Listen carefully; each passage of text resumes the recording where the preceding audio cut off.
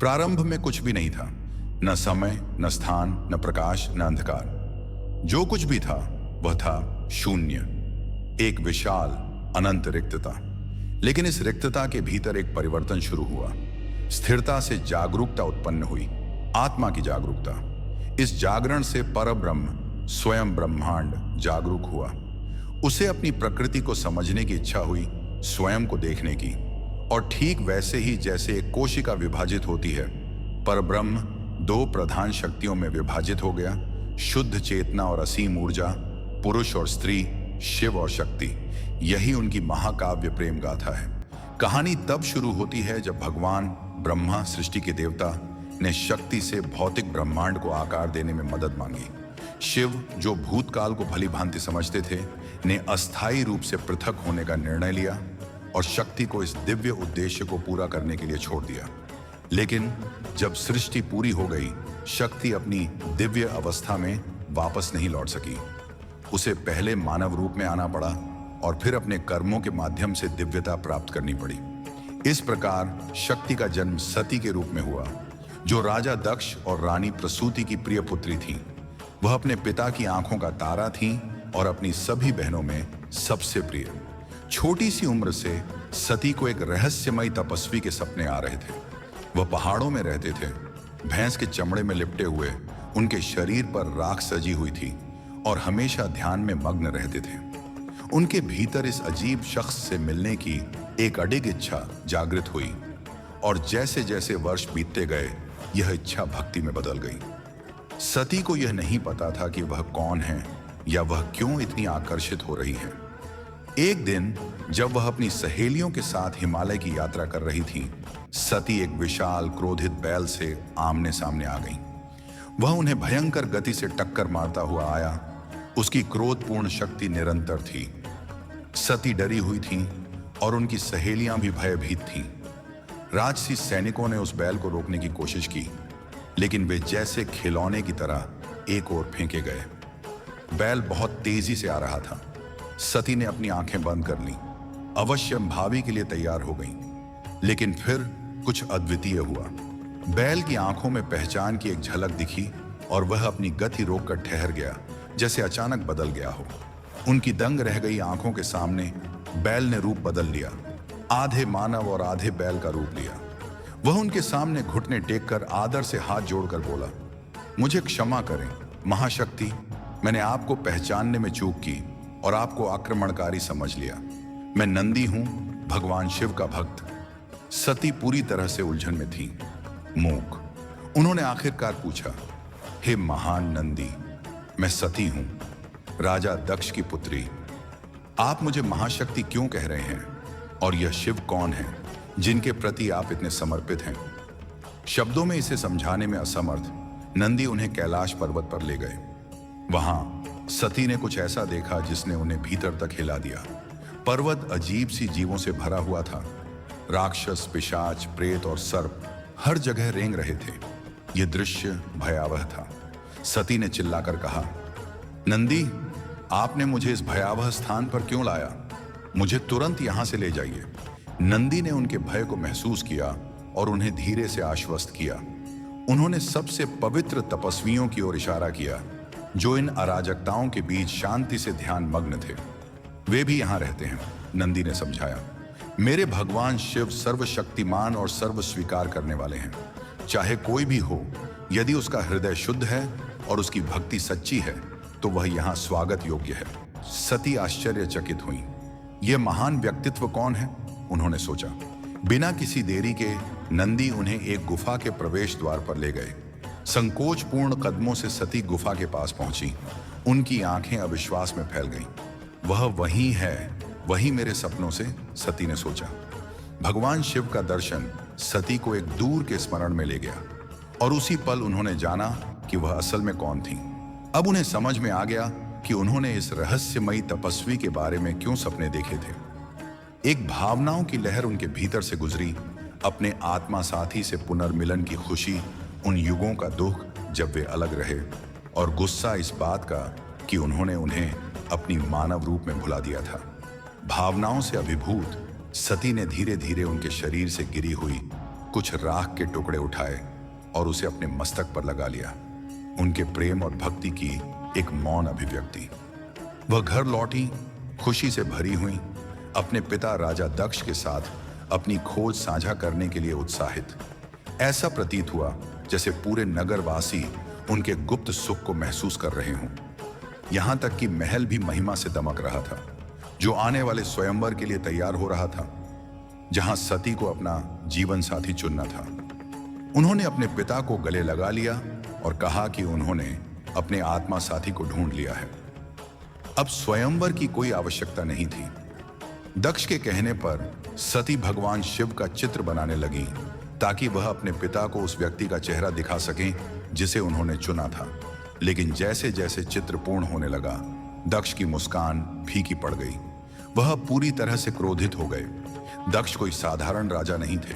वे भगवान ब्रह्मा के मानसिक पुत्र थे, जिन्हें ब्रह्मांडीय व्यवस्था बनाए रखने के लिए उत्पन्न किया गया था। उनका कर्तव्य था कि वे मानवता के सभी कार्यों को धर्म और व्यवस्था के अनुरूप बनाए रखें, और इस कारण उन्हें पृथ्वीपति का सम्मान प्राप्त था। दूसरी ओर शिव एक विद्रोही थे, एक ऐसे व्यक्तित्व जो दक्ष द्वारा बनाए गए नियमों की परवाह नहीं करते थे। शिव पूर्ण स्वतंत्र आत्मा थे। उन्होंने सांसारिक सुखों का त्याग कर दिया था, श्मशान भूमि में निवास करते थे और सबसे विकृत व अराजक प्राणियों के साथ रहते थे। वे अपनी धुन पर तांडव नृत्य करते थे। जहां दक्ष को व्यवस्था और अनुशासन से प्रेम था, वहीं शिव अराजकता और स्वतंत्रता का प्रतीक थे। इस विरोधाभास ने दक्ष के मन में शिव के प्रति घृणा को जन्म दिया। दक्ष की यह घृणा और भी बढ़ गई थी एक बड़े यज्ञ के दौरान, जहां दक्ष और शिव दोनों को आमंत्रित किया गया था। जब सभी देवता और आराध्य दक्ष के समक्ष श्रद्धा से झुके हुए थे, तब शिव शांत होकर ध्यान में मग्न बैठे रहे। दक्ष ने इसे अपना अपमान समझा और शिव को सबक सिखाने का संकल्प लिया। अब जब दक्ष अपनी पुत्री द्वारा अत्यंत प्रेम से बनाए गए शिव के चित्र को देख रहे थे, उनका क्रोध फिर उफान पर आ गया। क्या वह तुम्हारा आत्मा साथी है? दक्ष ने गरजते हुए कहा। एक ऐसा परित्यक्त व्यक्ति जो समाज के बाहरी किनारे पर रहता है, तुम उसे अपना जीवन साथी चुनती हो? असंभव। मैं कभी भी इस विवाह को स्वीकार नहीं करूंगा। सती स्तब्ध खड़ी रह गई। वह अपने पिता के इस गुस्से को समझ नहीं पा रही थी। उन्होंने अपने पिता को यह समझाने की कोशिश की कि भगवान शिव का वास्तविक स्वरूप क्या है, लेकिन दक्ष का हृदय कठोर था और वे कुछ सुनने को तैयार नहीं थे। अपने भगवान पर हो रहे इस अपमान को सहन न कर पाने के कारण सती ने महल और राज्य का त्याग कर दिया। गहरे दुख से डूबी सती ने कैलाश पर्वत की ओर प्रस्थान किया। वहां उन्होंने अपने भगवान को गहरे ध्यान में मग्न पाया। उनका हृदय उन्हें जगाने और उनके आलिंगन में समा जाने की तीव्र इच्छा से भर उठा। वह उन्हें बताना चाहती थी कि उन्होंने उनके सम्मान की रक्षा की है, लेकिन उनके मन में एक संकोच था। क्या होगा यदि वे जागकर मुझे पहचान न पाएं? मैंने इस मानव रूप में अपनी दिव्यता खो दी है। सती ने निश्चय किया, नहीं, मुझे उनके ध्यान के योग्य बनना होगा। जब वे अपनी आंखें खोलें तो उन्हें मुझे मेरे वास्तविक रूप में देखना चाहिए। इस उद्देश्य के साथ सती ने कठोर तप और व्रतों का पालन शुरू किया। उनके प्रयास इतने कठोर थे कि उन्होंने धीरे धीरे भोजन का त्याग कर दिया। वे केवल बिल्व पत्र के सहारे जीवित रहीं। एक दिन जब सती अपने गहन तप में लीन थीं, भगवान शिव ने अपनी आंखें खोली और देखा कि सती उनके समक्ष बैठी हुई हैं। वे प्रेम और श्रद्धा से उन्हें निहार रहे थे। पहले तो सती को यह एक स्वप्न प्रतीत हुआ, लेकिन नहीं, यह वास्तविकता थी। भगवान शिव उनके समक्ष साक्षात उपस्थित थे। यह क्षण शब्दों से परे था, जादुई और अवास्तविक। युगों के वियोग और तड़प ने इस पुनर्मिलन को एक दिव्य और आदर्श रूप दे दिया। कोई शब्द नहीं कहे गए, क्योंकि वे शब्द उस गहरे प्रेम को व्यक्त करने में असमर्थ थे जो वे एक दूसरे के लिए अनुभव कर रहे थे। सती ने भगवान शिव को गले लगा लिया और उनका हृदय फिर से संपूर्ण हो गया। लेकिन सती के मन में एक आशा शेष थी कि उनके पिता इस पवित्र मिलन को स्वीकार कर लें। दक्ष अपनी पुत्री के प्रति अभी भी क्रोधित थे। वह इस बात से नाराज थे कि उनकी बेटी ने उन्हें छोड़कर एक योगी को क्यों चुना। लेकिन उनके अहंकार को सबसे अधिक चोट इस बात से लगी थी कि यह योगी उनकी भोली बेटी पर इतना प्रभाव डाल सका। दक्ष प्रतिशोध की भावना से भर गए थे। इसी क्षण आकाश एक दिव्य प्रकाश से प्रकाशित हो गया और उनके समक्ष भगवान ब्रह्मा, सृष्टिकर्ता, स्वयं प्रकट हुए। ब्रह्मा ने गंभीर स्वर में दक्ष को चेताया। उन्होंने कहा कि शिव और शक्ति का मिलन सृष्टि के मूल तत्व हैं। यह जोड़ी संपूर्ण ब्रह्मांड के लिए आवश्यक है। यदि वे अलग हो गए तो अराजकता फैल जाएगी। दक्ष अपने महान पिता के आदेश के सामने विनम्र हो गए और अंततः उन्होंने इस विवाह को स्वीकार कर लिया। सती को संदेश मिला कि प्रेम ने क्रोध पर विजय प्राप्त कर ली है और उनके पिता दक्ष ने भगवान शिव के साथ उनके विवाह को स्वीकार कर लिया है। उनके विवाह के लिए एक भव्य उत्सव आयोजित किया गया। वह दृश्य अद्वितीय था। सभी देवता और देवियाओं, अप्सराएं और गंधर्व आमंत्रित थे। साधु और आर्षि श्रद्धापूर्वक एकत्र हुए थे। भगवान ब्रह्मा स्वयं विवाह के सभी संस्कारों का संचालन कर रहे थे।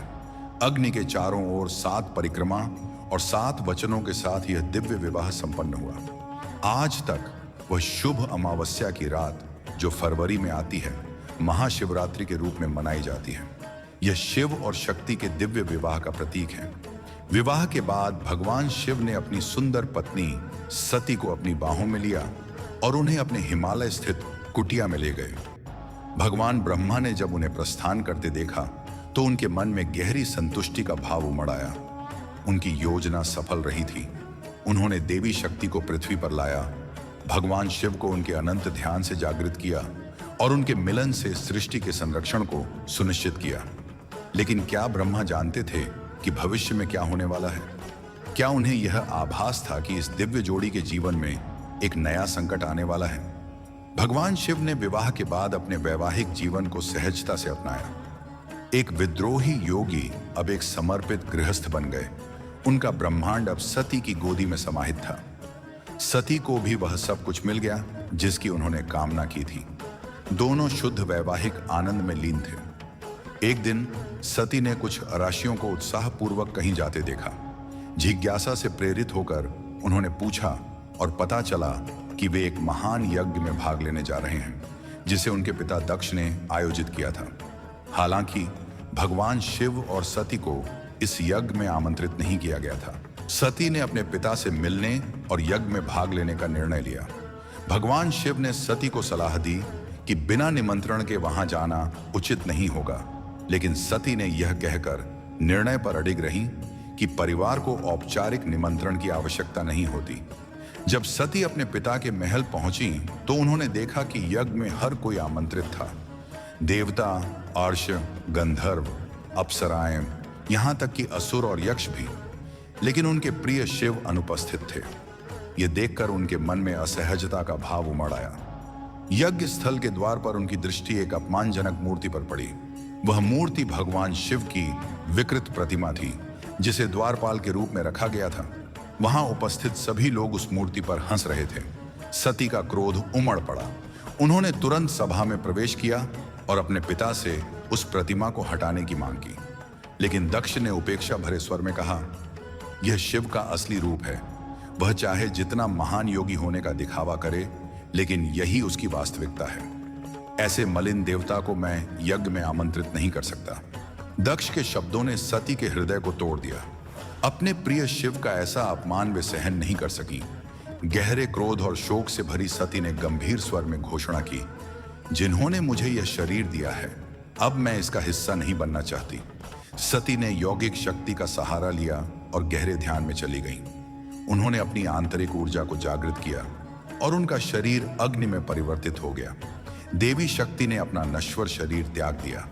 पूरे यज्ञ स्थल पर सन्नाटा छा गया। सभी यह समझ गए कि एक घोर पाप हो चुका है। दक्ष भी यह सोचकर कांप उठे, मैंने क्या कर दिया? सभी को यह एहसास हो गया कि अब शिव के क्रोध से कोई नहीं बच सकता। शिव ने अपनी प्रिय पत्नी के लिए एक सुंदर झूला प्रेम पूर्वक तैयार किया था, जो महकती हुई चंदन की लकड़ी से बना था और दुर्लभ फूलों, सीपियों और रत्नों से सजाया गया था। नंदी, तुम्हें क्या लगता है, क्या उन्हें यह पसंद आएगा? शिव ने पूछा। उन्हें यह बहुत पसंद आएगा प्रभु, नंदी ने उत्तर दिया। तभी शिवगण लौटे। उनके चेहरे गंभीर थे, उनके कदम धीमे और असमंजस भरे थे। उनकी आंखें नीची थीं। शिव ने उन्हें आश्चर्य से देखा और पूछा, तुम इतनी जल्दी वापस क्यों आ गए? क्या तुम्हें यज्ञ में भाग लेने की अनुमति नहीं मिली? एकदम सन्नाटा छा गया। कोई भी एक शब्द नहीं बोला। शिव ने फिर से पूछा। उनके स्वर में अब अधिक तत्परता थी। तुम उत्तर क्यों नहीं दे रहे हो? ये चुप्पी क्यों है? उनकी आंखें अपनी पत्नी की तलाश में घूमी। और सती कहाँ है? क्या वह अपने पिता के महल में ही रुक गई? फिर भी कोई उत्तर नहीं आया। शिवगण कांप रहे थे। उनकी आंखों में डर था। अब तक हवाएं तेज हो चुकी थीं और एक शक्तिशाली तूफान का आगाज हो चुका था। शिव को कुछ गलत होने का आभास हुआ। उन्होंने एक शिवगण से कहा, अजनत्रिक, उत्तर दो, सती कहाँ है? अजनत्रिक की आंखों में आंसू थे, लेकिन वह बोलने की हिम्मत नहीं कर पा रहा था। उसके होंठ कांप रहे थे और सिर झुका हुआ था। वह अपने प्रभु की आंखों में देखने की हिम्मत नहीं कर पा रहा था। गुस्से में शिव ने अजनत्रिक के सिर पर हाथ रखा और गहरे ध्यान में चले गए। उनकी आंखें दूध की तरह सफेद हो गईं और उन्होंने सब कुछ देखा। यज्ञ स्थल पर हुए हर घटनाक्रम को, द्वार पर रखी भयानक मूर्ति, सती का गुस्सा, दक्ष की क्रूर अपमानजनक बातें और अंत में सती का महान बलिदान। शिव का शरीर बेकाबू होकर कांपने लगा। उनका चेहरा क्रोध से लाल हो गया और उनकी आंखों में नरक की आग जल उठी। एक भयानक चीख उनके गले से निकली, जो इतनी डरावनी थी कि उसने पृथ्वी और आकाश को भी हिला दिया। उस चीख की गूंज ने पूरे ब्रह्मांड को झकझोर दिया। यहां तक कि भगवान विष्णु और भगवान ब्रह्मा भी चौंक उठे। शिव ने अपनी उलझी हुई जटाओं को जोर जोर से खींचा। उनकी चीखें रात की सबसे गहरी कालिमा से भी अधिक गहरी थीं। जैसे जैसे उनका हर एक बाल जमीन पर गिरा, उनके सबसे भयानक दो योद्धा वीरभद्र और भद्रकाली प्रकट हुए। शिव ने उन्हें यज्ञ में जाने का आदेश दिया और दक्ष तथा अन्य उपस्थितों को एक ऐसा पाठ पढ़ाने को कहा जिसे ब्रह्मांड हमेशा याद रखेगा। यज्ञ स्थल पर भय का वातावरण था। उपस्थित लोगों के शरीर में डर था, क्योंकि वे जानते थे कि शिव का क्रोध कभी भी उन पर उतरेगा। कुछ लोग भागने लगे, जबकि अन्य मृत्यु का सामना करने के लिए तैयार खड़े थे। दक्ष के साथ शाही सेना, जो शक्तिशाली शस्त्रों से लैस थी, यज्ञ स्थल के चारों ओर खड़ी थी, यह आशा करते हुए कि वे आने वाली आपदा का सामना कर सकेंगे। अचानक एक गहरी धमकी भरी शंख ध्वनि हवा में गूंज उठी, जिसने वहां उपस्थित सभी के रोंगटे खड़े कर दिए। वह क्षण आ गया था। वीरभद्र क्षितिज पर प्रकट हुए। उनके साथ एक भयावह सेना थी। राक्षस, बाल, पिशाच और नाग, ये सभी पाताल के अंधेरे कोनों से आए हुए सबसे भयानक प्राणी थे। वीरभद्र और भद्रकाली के साथ वे युद्ध भूमि पर आ पहुंचे। एक ही झटके में वीरभद्र ने अपनी सेना को यज्ञ स्थल पर भेज दिया। ये प्राणी शाही सेना को खिलौनों की तरह कुचलते हुए आगे बढ़े। दिव्य शस्त्रों से सुसज्जित देवता खड़ी प्रतिरोध करने की कोशिश कर रहे थे, लेकिन वे शिव की सेना की विशाल शक्ति के सामने टिक नहीं सके। दक्ष ने अपनी जान बचाने के लिए भागने की कोशिश की, लेकिन वह वीरभद्र की पकड़ से बच नहीं सका। वीरभद्र ने अपनी त्रिशूल से दक्ष का सिर एक ही झटके में काट डाला। इस तरह राजा दक्ष का अंत हो गया। जैसे ही युद्ध समाप्त हुआ, शिव यज्ञ स्थल पहुंचे। वहां वे सती का जला हुआ शरीर देखकर ठिठक गए। उन्होंने भारी शोक के साथ सती के निस्तेज शरीर को उठाया और अपने हृदय से लगा लिया। उनका चेहरा गंभीर था, लेकिन उनके भीतर क्रोध की आग धधक रही थी। अपने शोक में डूबे शिव सती के शरीर को लेकर नगरों, जंगलों और पर्वतों में भटकते रहे। इस दुखद दृश्य को देखकर भगवान विष्णु ने सुदर्शन चक्र से सती के शरीर को 51 टुकड़ों में विभाजित कर दिया। ये टुकड़े जहां जहां गिरे, वहां शक्तिपीठों का निर्माण हुआ। शक्तिपीठों के निर्माण के साथ शिव धीरे धीरे अपने ध्यान की अवस्था में लौटे। उनका क्रोध शांत हुआ और वे कैलाश पर्वत पर तपस्या में लीन हो गए। सती के शरीर के पृथ्वी से विलीन होने के बाद ब्रह्मांड में असंतुलन फैल गया। अंधकार की शक्तियां प्रबल होने लगीं। इसी अराजकता में एक महाराक्षस तारकासुर का उदय हुआ। उसे यह वरदान प्राप्त था कि उसे केवल शिव के पुत्र द्वारा ही हराया जा सकता था। लेकिन शिव गहरे ध्यान में थे और देवी शक्ति अपनी ब्रह्मांडी अवस्था में। तीनों लोकों में तबाही मचने लगी। यह देखते हुए देवताओं ने भगवान ब्रह्मा और विष्णु से प्रार्थना की कि वे देवी शक्ति को पुनः अवतरित करें, ताकि सृष्टि का संतुलन स्थापित हो सके। देवताओं की सामूहिक प्रार्थनाओं के दौरान शक्ति ने पार्वती के रूप में पुनः जन्म लिया, जो राजा हिमालय और रानी मीनावती की पुत्री थी। जन्म के साथ ही पार्वती से दिव्य आभा प्रकट होती थी और उनकी उपस्थिति हिमालय की शांतिपूर्ण शांति जैसी थी। सती की तरह पार्वती भी एक रहस्यमय तपस्वी के सपनों से प्रभावित थी। अपने दृष्टियों में वह तपस्वी हिरण की खाल में लिपटा हुआ, उसकी त्वचा पर भस्म मढ़े हुए बर्फीली चोटियों के बीच ध्यान कर रहा था। एक अज्ञेय आकर्षण उनके दिल में समा गया था, जो उन्हें इस रहस्यमय व्यक्ति की ओर खींच रहा था। इन बार बार आने वाले सपनों का मतलब समझने के लिए पार्वती आर्षि दादी जी के आश्रम गईं। वहां उनकी मुलाकात प्रसिद्ध आर्षि नारद से हुई, जो दासों द्वारा भेजे गए थे ताकि पार्वती को उनकी सच्ची पहचान और नियत उद्देश्य का पता चल सके। नारद के मार्गदर्शन में पार्वती ने माया के पर्दे को पार किया, वह भ्रांतिपूर्ण शक्ति जो जीवों को उनके वर्तमान जीवन और इच्छाओं से बांधती है। यह उन्हें बताया गया कि वह जो तपस्वी उनके सपनों में दिखाई दे रहा था, वह भगवान शिव और कोई और नहीं, बल्कि उनके साथ उनका जुड़ाव है। वह शक्ति का पुनर्जन्म थी और केवल उनके मिलन से ही ब्रह्मांड में संतुलन स्थापित हो सकता था। अपना भाग्य पूरा करने के लिए पार्वती ने एक खतरनाक यात्रा शुरू की, जहां वह कठिन रास्तों से होते हुए कैलाश पर्वत तक पहुंची। शिव की गुफा के प्रवेश द्वार पर उनकी मुलाकात शिव के वफादार साथी नंदी से हुई। इस बार नंदी ने उन्हें तुरंत पहचान लिया और श्रद्धा के साथ उन्हें शक्ति का अवतार माना। गुफा में शिव गहरे ध्यान में थे, पूरी तरह से भौतिक संसार से विमुख, लेकिन पार्वती अडिग रही।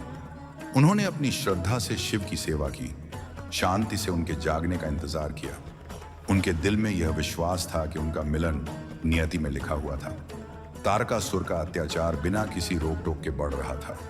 दासों के राजा इंद्र इस समस्या के समाधान के लिए चिंतित थे।